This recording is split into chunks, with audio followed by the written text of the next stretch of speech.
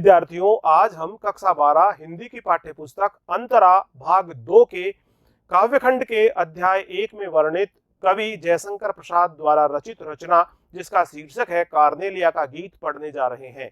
Video भाग 1 में हमने कवि जयशंकर प्रसाद का परिचय प्राप्त किया है, इनके व्यक्तित्व और कृतित्व के बारे में जाना है। वीडियो भाग 2 में हमने कवि जयशंकर प्रसाद द्वारा रचित रचना जिसका शीर्षक है देवसेना का गीत को अच्छी तरह से पढ़ा है, समझा है। आइए आज हम पढ़ते हैं जयशंकर प्रसाद द्वारा रचित रचना जिसका शीर्षक है कार्नेलिया का गीत। कार्नेलिया का गीत, यह कविता कार्नेलिया का गीत जयशंकर प्रसाद के चंद्रगुप्त नाटक का एक प्रसिद्ध गीत है। कार्नेलिया सिकंदर के सेनापति सिल्यूकस की बेटी है। सिंधु के किनारे ग्रीक सीवर के पास वृक्ष के नीचे बैठी हुई वह कहती है। चंद्रगुप्त नाटक से यह कार्नेलिया का गीत लिया गया है जिसे जयशंकर प्रसाद ने रचा है। वे कार्नेलिया सिकंदर के सेनापति जिसका नाम था सेल्यूकस उसकी बेटी है। सिकंदर का सेनापति जिसका नाम था सेल्यूकस उसकी पुत्री का नाम है कार्नेलिया। सिंधु के किनारे ग्रीक सीवर के पास में एक वृक्ष के नीचे बैठी हुई कार्नेलिया कहती है, सिंधु का यह मनोहर तट जैसे मेरी आंखों के सामने एक नया चित्रपट उपस्थित कर रहा है। इस वातावरण से धीरे धीरे उठती हुई प्रशांत स्निग्धता जैसे हृदय में घुस रही है। वह इन पंक्तियों के माध्यम से कहती है कि सिंधु का यह जो तट है बहुत मनोहर है, बहुत मनोहारी है, मन को हरने वाला है, बहुत भव्य, बहुत सुंदर, बहुत अलौकिक, बहुत दिव्य है। जैसे मेरी आंखों के सामने एक नया चित्रपट उपस्थित हो गया हो, एक नया दृश्य उपस्थित हो गया हो। इस वातावरण से धीरे धीरे उठती हुई प्रशांत स्निग्धता, बहुत शांति के साथ इस वातावरण से उठती हुई स्निग्धता, चमक और चिकनाई के साथ में बनता हुआ जो दृश्यावली बनती हुई दृश्यावली है, उसने मेरे हृदय में हलचल मचा दी है। वह प्रशांत स्निग्धता मेरे हृदय में घुस रही है, प्रवेश कर रही है। लंबी यात्रा करके जैसे मैं वहीं पहुंच गई हूं जहां के लिए चली थी। कार्नेलिया कहती है कि लंबी यात्रा करने के बाद मैं वहीं पहुंच गई हूं, मैं उसी गंतव्य स्थान पर पहुंच गई हूं जहां के लिए मैंने यात्रा प्रारंभ की है। यह कितना निसर्ग सुंदर है, कितना रमणीय है। हाँ, आज वह भारतीय संगीत का पाठ देखूं भूल तो नहीं गई, और वह अपनी भारतीय संगीत को पुनः स्मरण करते हुए कहती है कि यह कितना निसर्ग सुंदर है, चारों तरफ का वातावरण बहुत सुंदर है, कितना रमणीय है, बेहद रमणीय है। हाँ, आज वह भारतीय संगीत का पाठ याद करना चाहती है, जिसको वह इस प्रकार से देखना चाहती है कि कहीं वह भारतीय संगीत के उस पाठ को भूल तो नहीं गई। तब वह गीत गाती है, अरुण यह मधुमेह देश हमारा। और तब वह ये गीत गाती है, अरुण यह मधुमेह देश हमारा। इस गीत में हमारे देश की गौरव गाथा तथा प्राकृतिक सौंदर्य को भारतवर्ष की विशिष्टता और पहचान के रूप में प्रस्तुत किया गया है। इस गीत में भारत की गौरव गाथा को चित्रित किया गया है तथा इसके प्राकृतिक सौंदर्य को बहुत ही बेहतरीन तरीके से चित्रित किया गया है। इस गीत में हमारे देश की गौरव गाथा तथा प्राकृतिक सौंदर्य को भारतवर्ष की विशिष्टता और पहचान के रूप में प्रस्तुत किया गया है। पक्षी भी अपने प्यारे घोंसले की कल्पना कर जिस ओर उड़ते हैं वही यह प्यारा भारतवर्ष है। पक्षी भी अपने घोंसले की कल्पना करके अपने घोंसले की ओर ही उड़ान भरते हैं। इस प्रकार से पक्षी भी अपने प्यारे घोंसले की कल्पना कर जिस ओर उड़ान भरते हैं वह हमारा प्यारा भारतवर्ष ही है।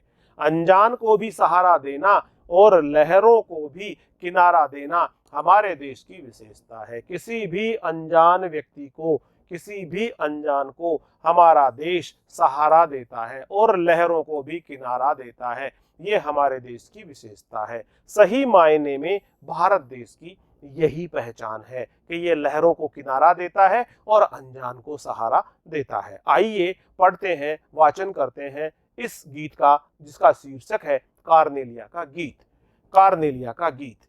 अरुण यह मधुमेह देश हमारा, अरुण यह मधुमेह देश हमारा, जहां पहुंच अनजान क्षितिज को मिलता एक सहारा, अरुण यह मधुमेह देश हमारा। सरस तामरस गर्भ विभा पर नाच रही तरु शिखा मनोहर, चिटका जीवन हरियाली पर मंगल कुमकुम सारा, अरुण यह मधुमेह देश हमारा। लघु सुर धनु से पंख पसारे, शीतल मलय समीर सहारे, उड़ते खग जिस ओर मुंह किए, समझ नीड़ निज प्यारा, अरुण यह मधुमेह देश हमारा। बरसाती आंखों के बादल बनते जहां भरे करुणाजल, लहरें टकराती अनंत की पाकर जहां किनारा, अरुण यह मधुमेह देश हमारा। हेम कुंभले ऊषा सवेरे, भरती ढुलकाती सुख मेरे, मदिर ऊंगते रहते जब जग कर रजनी भर तारा, अरुण यह मधुमेह देश हमारा। यह चंद्रगुप्त नाटक से ली गई पंक्तियां हैं। चंद्रगुप्त नाटक से लिया गया यह गीत है जिसका शीर्षक है कार्नेलिया का गीत। आइए अब हम इस गीत की प्रत्येक पंक्ति का अर्थ समझें, भावार्थ समझें और इसे ठीक प्रकार से आत्मसात करने का प्रयास करें। अरुण यह मधुमेह देश हमारा, जहां पहुंच अनजान क्षितिज को मिलता एक सहारा। सबसे पहले कठिन शब्द जान लेते हैं। अरुण, अरुण से आशय है प्रातःकालीन लालिमा युक्त दृश्यावली, जिस प्रातःकाल का वह दृश्य जिसमें लालिमा युक्त दृश्य हमें दिखाई पड़ता है, अरुण।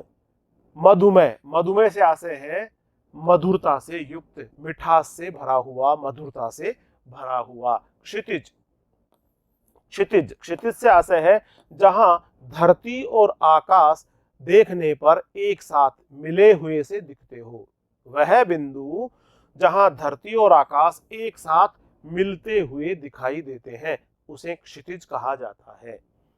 इन पंक्तियों के साथ हम इसका संदर्भ जान लेते हैं। प्रस्तुत गीत छायावादी कवि जयशंकर प्रसाद की नाट्य कृति चंद्रगुप्त से लिया गया है। जयशंकर प्रसाद जी की प्रसिद्ध कालजयी नाट्य रचना है जिसका शीर्षक है चंद्रगुप्त। इस चंद्रगुप्त से इसके लिया गया है तथा हमारी पाठ्य पुस्तक अंतरा भाग 2 में इसे संकलित किया गया है। इसका प्रसंग देख लेते हैं। चंद्रगुप्त नाटक के दूसरे अंक में ग्रीक सेनापति सेल्यूकस की पुत्री कार्नेलिया सिंधु नदी के किनारे ग्रीक शिविर के पास वृक्ष के नीचे बैठकर यह गीत गाती है। इसमें भारत भूमि की महिमा का वर्णन किया गया है, भारत भूमि के गौरव का वर्णन किया गया है और भारत भूमि की प्राकृतिक सुषमा का बहुत ही मनोहारी चित्रण भी किया गया है। इसमें भारत भूमि की महिमा, गौरव और प्राकृतिक सुषमा का मनोहारी चित्रण किया गया है। भारत से प्रभावित होकर कार्नेलिया भारत को ही अपना देश मानती है। अरुण यह मधुमेह देश हमारा, जहां पहुंच अनजान क्षितिज को मिलता एक सहारा। इन पंक्तियों की व्याख्या करते हैं। अरुण यह मधुमेह देश हमारा, अरुण यह मधुमेह देश हमारा, जहां पहुंच अनजान क्षितिज को मिलता एक सहारा। कवि जयशंकर प्रसाद के अनुसार प्रभातकालीन अरुणिमा से युक्त हमारा यह देश बहुत मधुरिम और बहुत मनोहारी लगता है। प्रातःकाल का, उषा काल का जो दृश्य हमारे आंखों के समक्ष उपस्थित होता है वह बहुत मनोहारी होता है, बहुत रमणीय होता है। सूर्य की सुनहली किरणों के कारण इसकी प्राकृतिक सुषमा और भी बढ़ जाती है, मधुमय हो जाती है, मिठास से भर जाती है। तब कवि कह उठता है अरुण यह मधुमेह देश हमारा, अरुण यह मधुमेह देश हमारा। हमारा जो देश है ये मधु से भरा हुआ है। अरुण ये मधुमेह देश हमारा, ये जो देश है ये मधुमेह है, ये मधु से भरा हुआ हमारा देश है। अरुण ये मधुमेह देश हमारा। सूर्य की सुनहली किरणों के कारण इसकी प्राकृतिक सुषमा बढ़ जाती है, इसका प्राकृतिक सौंदर्य बढ़ जाता है और यह मधुमेह हो जाता है, ये बहुत मीठा हो जाता है। अनजान क्षितिज, जहां पहुंच अनजान क्षितिज को मिलता एक सहारा। हमारा देश हिंदुस्तान ऐसा है जहां अनजान क्षितिज को भी सहारा प्राप्त हो जाता है। यहाँ अनजान क्षितिज से कवि का आशय यह है, अनजान क्षितिज यानी विश्व के कोने कोने से ज्ञान पिपासु लोग यहाँ आकर ज्ञान प्राप्त करते हैं। हमारे देश को जानने, समझने और यहाँ की संस्कृति, कला और साहित्य को पढ़ने, जानने और समझने के लिए ज्ञान पिपासु लोग अनजान क्षितिज यानी अलग अलग स्थानों से यानी विश्व के कोने कोने से ज्ञान पिपासु यहाँ आकर ज्ञान प्राप्त करते हैं। यह देश जिज्ञासुओं को सहारा देता है। अनजान क्षितिज को मिलता एक सहारा और उन सभी ज्ञान पिपासुओं को हमारे देश भारत में सहारा मिलता है। उन्हें यहाँ सहारा मिलने का सहज ही आभास होता है। और इस प्रकार अरुण यह मधुमेह देश हमारा, जहां पहुंच अनजान क्षितिज को मिलता एक सहारा। विशेष देखेंगे इसमें भारत के प्राकृतिक सौंदर्य का वर्णन किया गया है। इन पंक्तियों में भारत के सौंदर्य का वर्णन किया गया है, उषाकालीन मनोहारी दृश्यावली को चित्रित किया गया है, भारत की संस्कृति की अतिथि परायणता, करुणा और सहानुभूति आदि विशेषताओं को भी इसमें रेखांकित किया गया है। तत्सम और साहित्यिक खड़ी बोली का प्रयोग हुआ है। प्रस्तुत गीत छायावादी शैली की एक मनोहर रचना है। सरस तामरस गर्भ विभा पर नाच रही तरु शिखा मनोहर, चिटका जीवन हरियाली पर मंगल कुमकुम सारा, अरुण यह मधुमेह देश हमारा। तामरस, तामरस से आशय है तांबे जैसे लाल रंग का, तामरस से आशय है तांबे जैसे लाल से रंग का।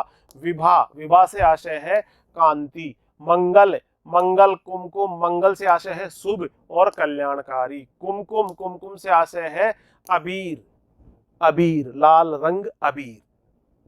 सरस तामरस गर्भ विभा पर नाच रही तरु शिखा मनोहर, चिटका जीवन हरियाली पर मंगल कुमकुम सारा। इन पंक्तियों में ग्रीक सेनापति सेल्यूकस की पुत्री कार्नेलिया भारत के प्राकृतिक सौंदर्य से प्रभावित होकर कहती है कि इस देश में प्रातःकालीन सूर्य वृक्षों की फुनगियों की हरियाली पर अपनी तांबे जैसे लाल रंग की लालिमा बिखेरता है।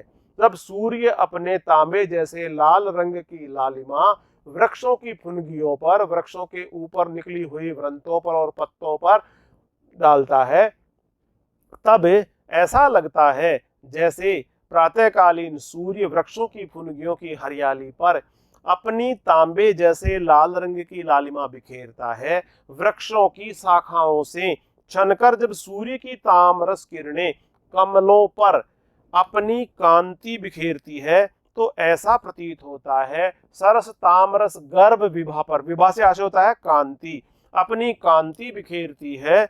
ऐसा प्रतीत होता है मानो वे पुष्पों पर नृत्य कर रहे हों। इस प्रकार यह मन भावन दृश्य बहुत ही सुंदर प्रतीत होता है, मानो जीवन की हरियाली पर कल्याणकारी एवं मांगलिक कुमकुम बिखर गया हो। चिटका जीवन हरियाली पर, ऐसे लगता है जैसे जीवन की हरियाली पर, जीवन की सुख समृद्धि पर, जीवन की खुशहाली पर चिटका जीवन हरियाली पर छिटक दिया गया है, बिखेर दिया गया है, चारों तरफ डाल दिया गया है। मंगल यानी कल्याण करने वाला, कुमकुम अबीर बहुत सारा। जिस प्रकार से सूर्य की इन लाल तांबे जैसी किरणों के द्वारा जो दृश्य उपस्थित हो रहा है उससे ऐसा प्रतीत हो रहा है मानो कल्याणकारी कुमकुम को जीवन की सुख समृद्धि पर बिखेर दिया गया हो, पर डाल दिया गया हो। विशेष देखेंगे इसमें भारत की गौरव गाथा और प्राकृतिक सौंदर्य का वर्णन इस गीत में किया गया है। इसमें मनभावन दृश्यावली व जीवन की हरियाली पर मांगलिक कुमकुम का बेहद सुंदरता से रूपांकन किया गया है। तत्सम लाक्षणिक भाषा का इसमें प्रयोग हुआ है तथा प्रस्तुत गीत छायावादी शैली की मनोहर रचना है। लघु सुरधनु से पंख पसारे, शीतल मलय समीर सहारे, उड़ते खग जिस ओर मुंह किए, समझ नीड़ निज प्यारा, अरुण यह मधुमेह देश हमारा। इन पंक्तियों में आए हुए कठिन शब्द सबसे पहले देख लेते हैं। सुरधनु, सुरधनु से आशय होता है इंद्रधनु से, सुरधनु से आशय है इंद्रधनु से। नीड़, नीड़ से आशय है घोंसला। मलय समीर, मलय समीर से आशय है दक्षिणी वायु, मलय पर्वत की ओर से आने वाली सुगंधित वायु। जो मलय पर्वत से सुगंधित वायु आती है उसे मलय समीर कहा जाता है। लघु सुरधनु से पंख पसारे, शीतल मलय समीर सहारे। छोटे छोटे पक्षी, लघु ऐसे पक्षी जिनके सुरधनु से पंख पसारे, इंद्रधनुषी रंगों से रंगे हुए जिनके पंख पसारे हुए हैं, और वे शीतल मलय समीर के सहारे यानी मलय पर्वत की ओर से आने वाली चंदन से सुगंधित वायु के सहारे सहारे उड़कर वे हमारे देश भारत को पहुंच रहे हैं, भारत की ओर आ रहे हैं। उड़ते खग जिस ओर मुंह किए, समझ नीड़ निज प्यारा। और ये सारे के सारे खग, सारे के सारे पक्षी हमारे देश की तरफ ही मुंह करके उड़ते हुए आ रहे हैं, क्योंकि हमारे देश को इन्होंने समझ लिया है, अपना स्वयं का प्यारा घोंसला समझ लिया है। नीड नीड से आसे है घोंसला, इन्होंने अपने हमारे देश को ही अपना घोंसला समझ लिया है। कवि जयशंकर प्रसाद इन पंक्तियों के माध्यम से कहते हैं कि केवल मनुष्य ही नहीं वरन पक्षी भी इस देश से प्रेम करते हैं। इसलिए दूर दूर के विभिन्न पक्षी अपने इंद्रधनुषी पंखों को पसार कर, लघु सुरधनु से पंख पसारे, इसलिए दूर दूर के विभिन्न पक्षी अपने इंद्रधनुषी पंखों को पसार कर शीतल मलय समीर सहारे, सुगंधित वायु अर्थात मलय पर्वत की ओर से आने वाली सुगंधित हवा के सहारे इस देश की ओर मुंह करके उड़ते हुए आ रहे हैं। ऐसा लगता है मानो यह देश ही उनका नीड़ यानी घोंसला हो, यह देश उन्हीं का देश हो, उन्हीं का घोंसला हो, उन्हीं का रहने का स्थान हो। भाव यह है कि विभिन्न देशों की सभ्यता, संस्कृति, भाषा, वेशभूषा, आचार विचार वाले व्यक्ति यहाँ आते हैं और आश्रय पाते हैं। विभिन्न देशों के अलग अलग स्थानों से ज्ञान पिपासु यहाँ आते हैं, अलग अलग लोग आते हैं, अलग अलग सभ्यता और संस्कृति के लोग आते हैं, अलग अलग भाषा और वेशभूषा के लोग आते हैं, अलग अलग आचार विचार वाले लोग यहाँ आते हैं, यहाँ आश्रय पाते हैं और यहाँ पर उन्हें संबल मिलता है, यहाँ उन्हें सहारा मिलता है। विशेष भारतीय संस्कृति में अतिथि सत्कार, जिसमें पक्षियों का इस देश के प्रति लगाव और प्यार का बहुत ही बेहतरीन चित्रण किया गया है। यानी पक्षी भी इस देश के साथ में अपना लगाव रखते हैं, वे इस देश को अपना घोंसला मानते हैं, इस देश को अपना ही देश मानते हैं। तत्सम एवं साहित्यिक खड़ी बोली का इसमें प्रयोग हुआ है। सुरधनु से पंख में रूपक अलंकार है। सुरधनु से आशय है इंद्रधनुष के जैसे पंख, इंद्रधनुष रूपी पंख, तो इसमें रूपक अलंकार का प्रयोग हुआ है। और पंख पसारे में पै वर्ण की आवृत्ति हुई है, पसारे में पै वर्ण की आवृत्ति हुई है, नीड़ में न वर्ण की आवृत्ति है, निज में न वर्ण की आवृत्ति हुई है। इस कारण से एक ही वर्ण की आवृत्ति बार बार होने के कारण इसमें अनुप्रास अलंकार का प्रयोग हुआ है। इसकी भाषा सहज है, सरल है और प्रभावशाली है। अगली पंक्तियां देखते हैं। बरसाती आंखों के बादल बनते जहां भरे करुणाजल, लहरें टकराती अनंत की पाकर जहां किनारा, अरुण यह मधुमेह देश हमारा। इन पंक्तियों के माध्यम से कार्नेलिया भारत के लोगों की विशेषता के बारे में गीत के माध्यम से कहती हुई बताती है कि यहाँ के निवासी करुणा और सहानुभूति से भरे हुए हैं। यहाँ के निवासियों के हृदय में करुणा का भाव है, सहानुभूति का भाव है। वे अपने दुख से ही दुखी नहीं होते, अपितु जीव मात्र के दुख से उनकी आंखें नम हो जाती है। जीव मात्र के दुख से भी यहाँ के लोगों की आंखें आर्द्र हो जाती है, नम हो जाती है, गीली हो जाती है। उनकी आंखों से निकले करुणा के आंसू ही मानो वाष्प बन जाते हैं और करुणा भरे जल से भरे हुए बादल बन जाते हैं। जैसे वे उनकी आंखों से जो करुणा के आंसू निकलते हैं वे ही भाप बन जाते हैं और इस प्रकार करुणा भरे जल से भरे हुए बादल बन जाते हैं और फिर वे बरस जाते हैं।